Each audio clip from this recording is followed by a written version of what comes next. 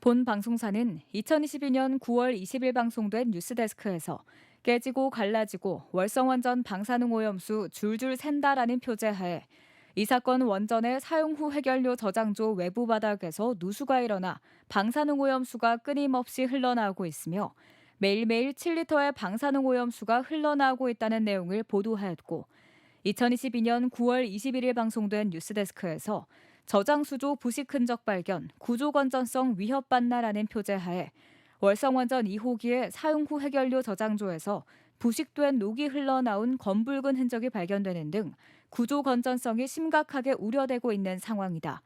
월성원전 1호기에서만 연간 40에서 50톤에 달하는 방사능 오염수가 누설되고 있는 것으로 추정된다.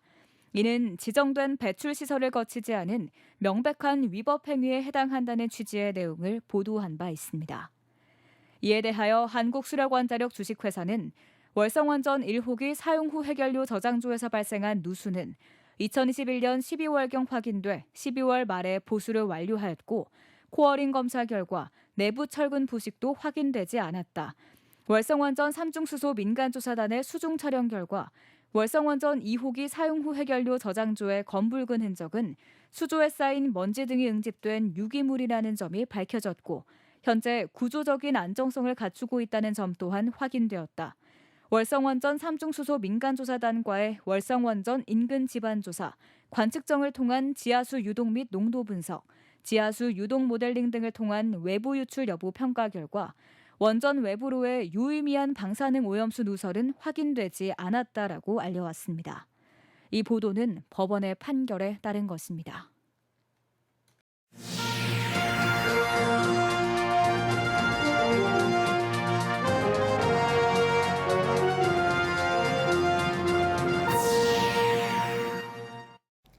여러분 안녕하십니까? 포항 MBC 뉴스데스크입니다.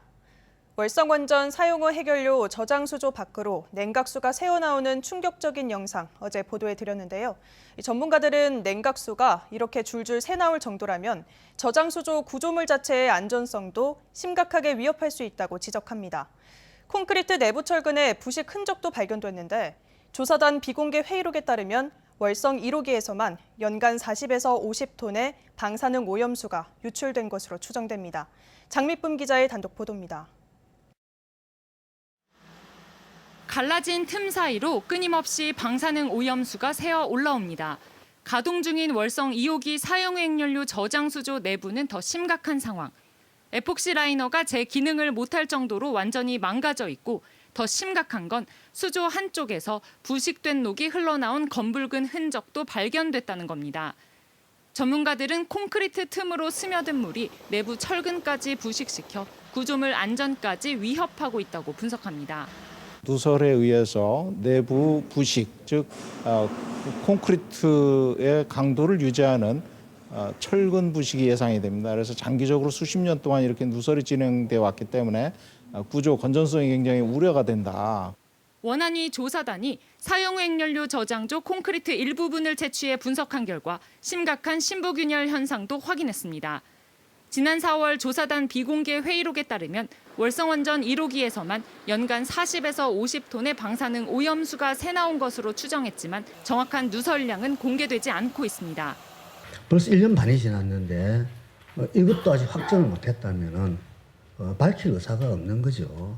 내부적으로 분명히 자료들이 왜곡되고 있다는 것을.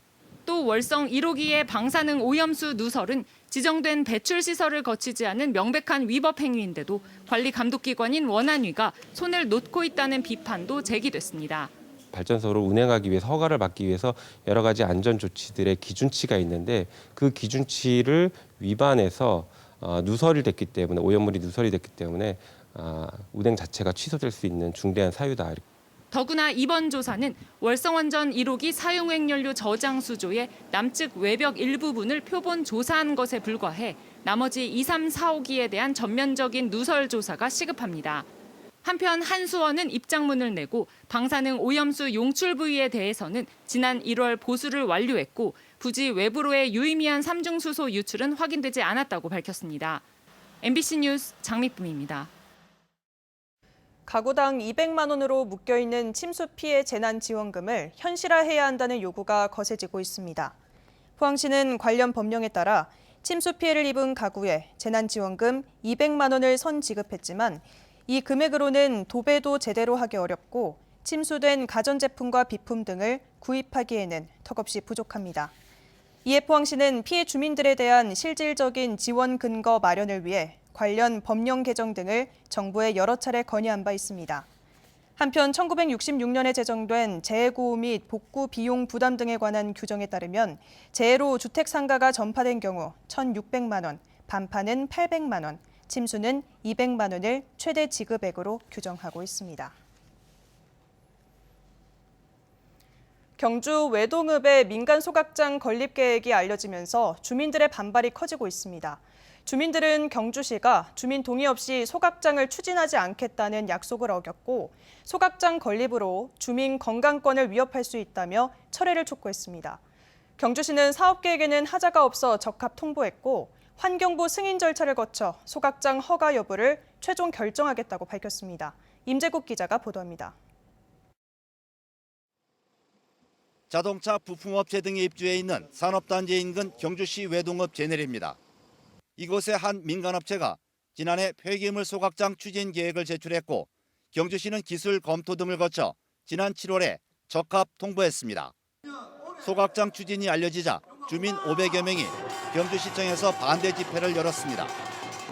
주민들은 소각장이 설치되면 지하수 오염을 비롯해 생존권과 주거 안전성을 위협할 수 있다며 반발하고 있습니다. 6개 동네에 506가구 정도의 가구가 있습니다. 그리고 인구가 800명 넘습니다. 그런 주변에 이런 소각장이 들어온다는 것은 우리 주민들의 건강에 엄청난 피해가 우려되기 때문에 특히 지난해 경주시가 주민 동의 없이 소각장을 추진하지 않겠다는 약속을 일방적으로 어겼다며 주민 소환과 행정소송도 검토하고 있습니다. 경주시는 사업 계획에 법적 기술적 하자가 없었으며 주민 반대를 이유로 부적합 통보를 할 수 없었고 환경부 승인 절차를 거쳐 최종 허가 여부를 판단하겠다고 밝혔습니다. 조건부로 적정성 통보를 했기 때문에 그 개별 관련 다 허가를 또 별도로 득하고 난 다음에 최종적으로 그 폐기물 처분업에 대한 허가는 가장 나중에 또 이루어지도록 그렇게 되어 있습니다. 한편 주민들은 국민권익위와 환경부에 소각장 설치 반대 호소문과 건의문도 제출할 예정이어서 최종 허가 여부를 두고 경주시와의 갈등이 우려됩니다. MBC 뉴스 임재욱입니다. 포항 남구와 대구 수성구가 오는 26일부터 조정 대상 지역에서 해제됩니다. 국토교통부는 오늘 제3차 주거정책심의위원회를 열어 최근 집값 하락세와 주택 거래량 감소 등을 감안해 이같이 결정했다고 밝혔습니다. 조정 대상 지역에서 해제되면 주택담보대출 한도가 완화되고 주택 취득 시 자금 조달 및 입주 계획 신고가 면제됩니다. 올해 벼 농사는 풍년이지만 유례없는 쌀값 폭락 속에 농촌의 시름은 깊어져 가고 있는데요. 농민들은 추수를 한 달 앞둔 논까지 갈아엎으면서 정부의 대책을 촉구하고 나섰습니다. 윤소영 기자가 취재했습니다. 햅쌀 수확을 한 달 앞둔 상주의 논. 한껏 연근 채 고개를 숙인 벼들 사이사이를 트랙터 한 대가 비집고 다닙니다. 기계가 지나간 자리마다 벼들이 뭉개지고 얼마 안가 600평에 달하는 논은 쑥대밭으로 변했습니다. 쌀값이 45년 만에 최대치로 폭락하자 아예 수확을 포기하고 항의에 나선 겁니다. 수확을 앞두고 참 이렇게 한다는 게 참 뭐 이것저것 빼고 나면 저한테 이제 떨어지는 돈이 한 100만 원 정도로 보시면 되거든요. 올해는 그 또한 다 없어질 것 같아요. 이달 15일 기준으로 20kg 산지 쌀값은 4725원, 지난해 53,535원에 비해 24%나 하락했습니다. 올해 정부는 뒤늦게 시장격리와 공공비축미 매입을 통해 75만 톤의 벼를 시장에서 걷어들였지만 아직도 산지의 농협창고에는 작년 재고량이 31만여 톤이나 됩니다. 평년의 2.4배에 달하는 규모입니다. 시장격리 타이밍을 놓치면서 쌀값 폭락을 막지 못했다는 비판이 나옵니다. 정부가 쌀 생산 초과량에 대한 시장 격리를 계속 미뤘기 때문인데요. 지금부터 출하될 신고 가격 하락으로 이어질 것 같습니다. 농민들은 정부가 지난해 재고쌀 전체 물량과 햅쌀 일부를 추가 매입할 것을 촉구했습니다. 또 현행 양곡관리법이 쌀값이 급격하게 떨어지거나 떨어질 것이 예상되는 경우 시장 격리를 의무화하고 있지만 실상은 정부 재량권이 지나치게 넓다고 지적했습니다. 오는 25일 정부의 쌀값 안정화 대책 발표가 예정된 가운데 시름에 잠긴 농민들의 요구가 얼마만큼 수용될지 관심이 쏠립니다. MBC 뉴스 윤소영입니다. 포스코가 3개월 안에 포항제철소에서 생산하는 전 제품을 다시 시장에 공급해 수급 불안을 해소하겠다고 밝혔습니다. 포스코는 필요시 광양제철소 및 해외법인 전환 생산, 포스코 인터내셔널을 통한 수입 등을 통해 공급하는 방안을 마련하고 있습니다. 이를 통해 포항제철소에서만 생산하는 선제, 스테인리스, 전기 강판 제품 수급에 어려움을 겪지 않도록 지원할 계획이라고 설명했습니다. 구체적으로 선제 공장의 경우 11월까지 복구가 완료돼 공급에 문제가 없고 스테인리스 스틸 제품은 현재 재고가 약 5개월 수준으로 여유가 있으며 전기 강판 공장도 9월 말 본격 가동을 앞두고 있어 국내 수요에 대응할 수 있을 것으로 보고 있습니다. 지난 2019년부터 길고양이를 연쇄적으로 학대하고 살해한 혐의로 재판에 넘겨진 남성에게 법원이 오늘 징역 2년 6개월의 실형을 선고했습니다. 동물보호단체는 동물보호법 위반 사건으로 최고형에 가까운 이례적인 판결이라며 환영의 뜻을 나타냈습니다. 박성아 기자가 보도합니다. 지난 2019년 포항시 북구 일대에서 잔혹하게 살해된 고양이 사체들이 잇따라 발견됐습니다. 사건 현장에는 어김없이 경고문이 붙어 있었습니다. 활동을 중단을 해라. 중단하지 않는다면 그 해가 다 고양이에게 돌아갈 것이다. 1년 뒤에도 비슷한 수법의 범행이 반복됐습니다. 잡히지 않던 범인은 4년 만인 올 6월 검거됐습니다. 새끼 고양이 살해 사건으로 붙잡힌 30대 남성 김모 씨의 지문이 이전 사건 경고문의 지문과 일치한 겁니다. 고양이 10여 마리를 학대하거나 죽인 혐의로 재판에 넘겨진 김 씨는 고양이를 돌보는 사람들을 용서하겠다. 동물보호센터에서 봉사하고 싶다는 반성문을 보내며 선처를 구하기도 했습니다. 하지만 법원은 김 씨에게 징역 2년 6개월의 실형을 선고했습니다.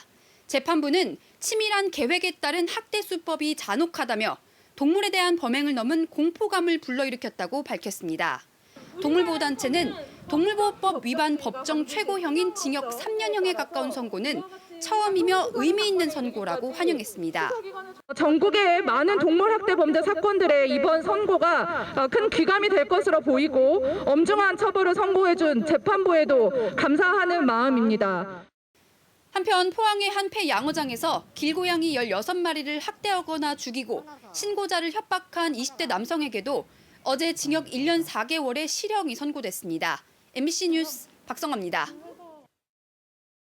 포항시는 태풍 피해를 빙자해 건설 폐기물과 대형 폐기물을 버리는 불법 투기가 만연하고 있어 이를 집중 단속할 계획입니다. 시는 쓰레기 불법 배출 감시 카메라 228대를 적극 활용하는 한편 자체 단속반을 꾸려 단속에 나서기로 했습니다. 폐기물을 불법으로 버리다 적발되면 100만 원 이하의 과태료가 부과됩니다. 경북 동해안은 내일도 쾌청한 가을 날씨가 이어지겠습니다. 다만 10도 이상 크게 벌어지는 일교차엔 주의가 필요합니다. 조주경 기상캐스터입니다. 경북 동해안은 오늘 전형적인 가을 날씨를 보였습니다. 내일도 큰 일교차에는 주의가 필요한데요. 내일 경북 동해안의 아침 기온은 경주가 13도로 시작하겠고요. 한낮에는 25도까지 오르면서 10도 이상 크게 벌어지는 일교차에 주의가 필요합니다. 한낮에는 가을볕이 매우 강하게 내리쬐면서 자외선 지수는 매우 높은 수준까지 오르겠습니다. 자외선 차단에 신경 써주시기 바랍니다. 이어서 자세한 내일 기온 보겠습니다.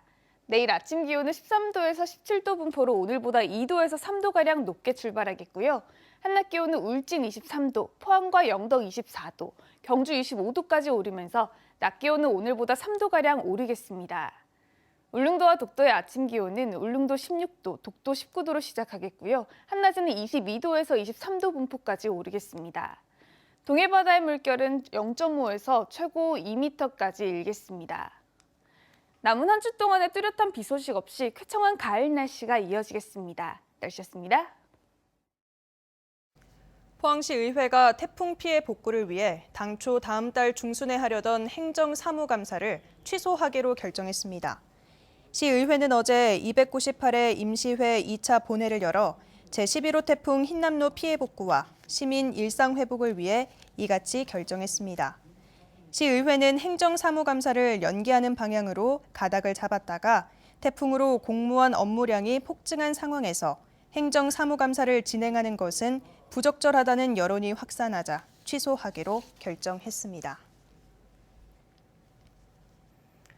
울진군 의회가 오는 26일까지 임시회를 개최합니다.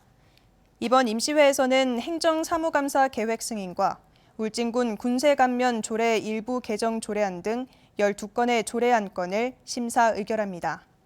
특히 정책 홍보관실과 도민 체전 추진단 신설 내용을 담은 행정기구 설치 조례 일부 개정 조례안도 처리할 예정입니다.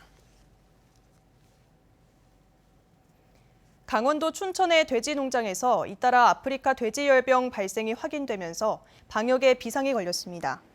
방역당국은 이동이 늘어나는 추석 연휴에 대비해 특별 방역 대책을 추진했지만 추석 직후 2주일 이내 발병이 3년째 이어졌다며 매우 엄중한 상황이라고 밝혔습니다.